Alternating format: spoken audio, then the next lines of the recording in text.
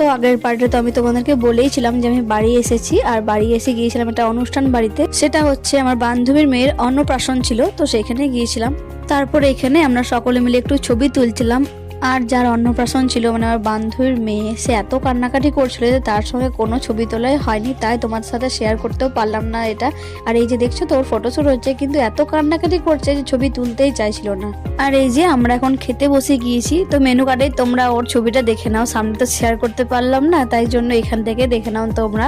তো অনেকদিন পর সকলের সাথে দেখা হলো, কথা হলো, খুব মজা হলো সেই দিনকে। তো যাই হোক, বকবক করতে করতে আমাদের খাওয়ার চলে এসেছে, আর আমাদের খাওয়া প্রায় শেষের দিকে।